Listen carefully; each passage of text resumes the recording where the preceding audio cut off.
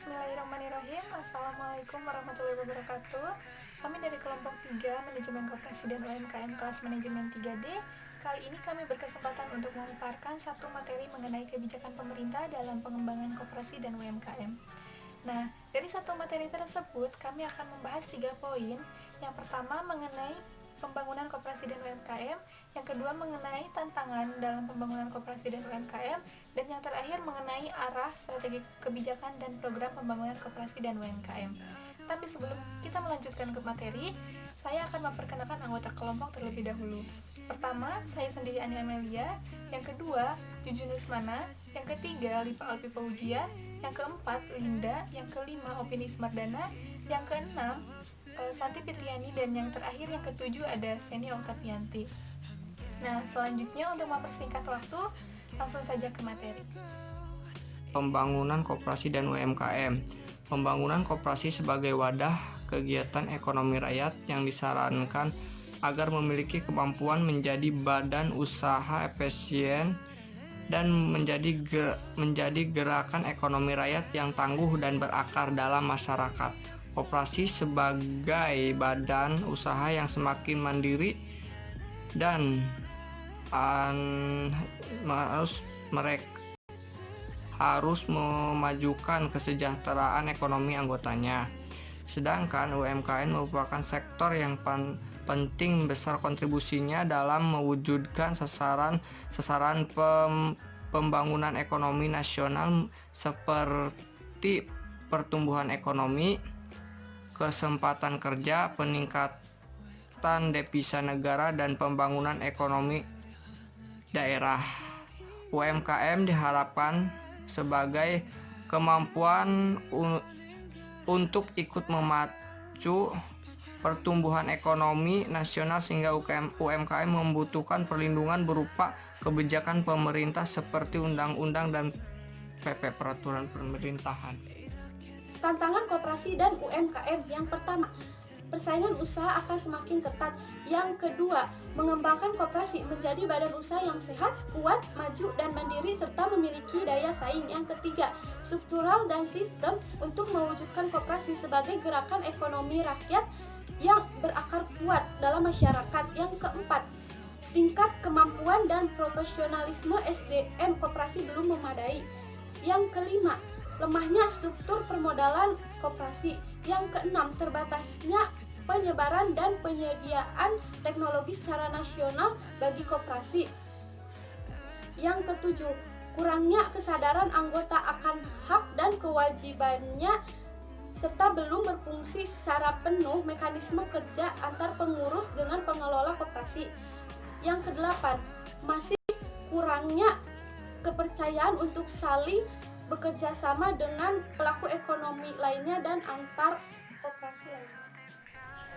Yang kesembilan, kurangnya sarana dan prasarana yang tersedia di wilayah tertentu. Yang ke-10, kurang efektifnya koordinasi dan sinkronisasi dalam pelaksanaan program pembinaan koperasi antar sektor dan antar daerah. Dan yang terakhir, kurangnya kesadaran dan pemahaman masyarakat tentang koperasi. Nah, dengan memperhatikan tantangan dan sasaran pengembangan koperasi dan UMKM ke depan dan merujuk pada arah kebijakan nasional yang di bidang UMKM dan koperasi, maka kebijakan yang dilaksanakan oleh Kementerian Koperasi dan UKM diarahkan untuk meningkatkan produktivitas, kelayakan, dan nilai tambah koperasi dan UMKM sehingga mampu tumbuh ke skala yang lebih besar dan berdaya saing. Strategi kebijakan dan UMKM. 1. Peningkatan kualitas SDM. Jadi dalam strategi ini kita bisa menguatkan sektor-sektor wirausaha dengan melakukan penataan dan pengembangan di bidang lembaga pendidikan, atau bisa juga lebih mengembangkan suatu pelatihan dan pendampingan untuk menaikkan kualitas perorangan yang akan berwirausaha, serta perlu juga menyediakan alat yang berbasis teknologi guna mampu bersaing secara global.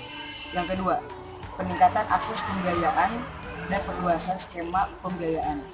Strategi ini dilakukan melalui pengembangan lembaga pembiayaan atau bank, koperasi, dan UMKM, serta optimalisasi sumber pembiayaan non-bank, integrasi sistem informasi di fitur UMKM dari lembaga pembiayaan, bank dan non-bank, dan advokasi pembiayaan bagi koperasi dan UMKM.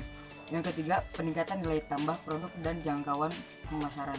Strategi ini dilakukan melalui perluasan penerapan teknologi tepat guna, diversifikasi produk berbasis rantai nilai dan keunggulan lokal, peningkatan penerapan standarisasi produk, sertifikasi, dan integrasi fasilitas, pemasaran dan sistem distribusi, baik domestik maupun ekspor. Yang keempat, penguatan kelembagaan usaha. Strategi ini dilakukan melalui kemitraan investasi berbasis keterkaitan usaha dan peningkatan peran koperasi dalam penguatan sistem bisnis pertanian, perikanan, dan sentra industri kecil di kawasan industri. Yang kelima, kemudahan kepastian dan pelindungan usaha. Strategi ini dilakukan melalui harmonisasi perizinan sektoral dan daerah, pengurangan jenis, biaya, dan waktu pengurusan perizinan, penyusunan RUU tentang perkoperasian, peningkatan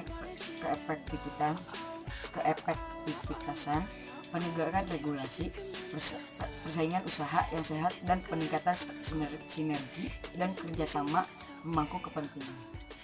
Materi yang selanjutnya yaitu program pembangunan koperasi dan UMKM dalam rangka pelaksanaan kebijaksanaan untuk mencapai sasaran yang telah dipaparkan sebelumnya. Disusun program pembangunan koperasi dan UMKM yang terdiri atas program pokok dan program penunjang yang dilaksanakan oleh pemerintah ataupun oleh masyarakat. Program pembangunan koperasi dan UMKM yaitu program pokok.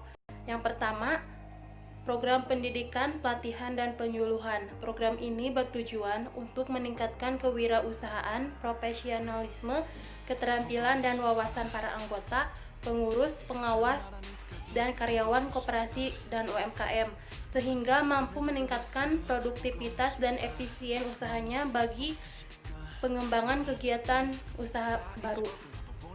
Yang kedua, program pengembangan lembaga keuangan dan pembiayaan. Program ini bertujuan untuk meningkatkan pemupukan modal dan meningkatkan kemampuan memanfaatkan modal dalam rangka menyehatkan struktur permodalan. Yang ketiga, program peningkatan dan perluasan usaha. Program ini bertujuan untuk peningkatan pelayanan.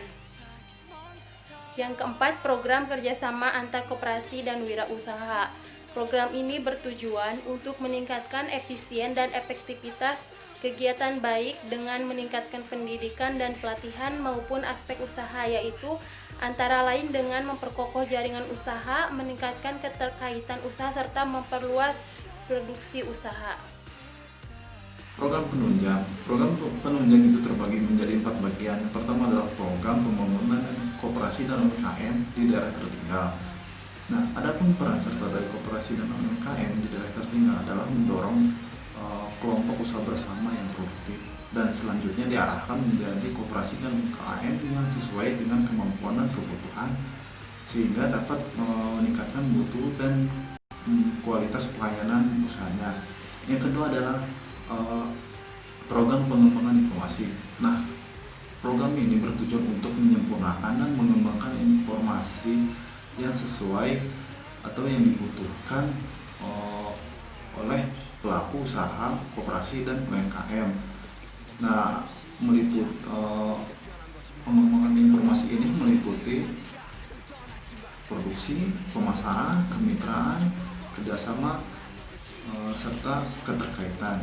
Yang ketiga adalah program penelitian dan pengembangan koperasi dan UMKM. Nah, program ini bertujuan untuk menunjang pelaksanaan pengembangan koperasi dan UMKM, terutama dalam peningkatan kualitas sumber daya manusia. Nah, peningkatan akses pasar dan pangsa pasar, peningkatan akses terhadap struktur modal dan akses sumber permodalan, sehingga dapat memudahkan dalam menjalankan koperasi dan UMKM, serta kebijakan untuk mewujudkan pembinaan secara otonom. Dan yang terakhir adalah program pembinaan dan pengembangan pemuda. Nah, program ini bertujuan untuk mengembangkan kepeloporan generasi muda untuk pembangunan koperasi dan UMKM, serta mewarisi nilai, semangat, dan jiwa koperasi dan UMKM terhadap generasi penerus. Sekian materi yang dapat kami sampaikan, kurang lebihnya kami mohon maaf. Wassalamualaikum warahmatullahi wabarakatuh.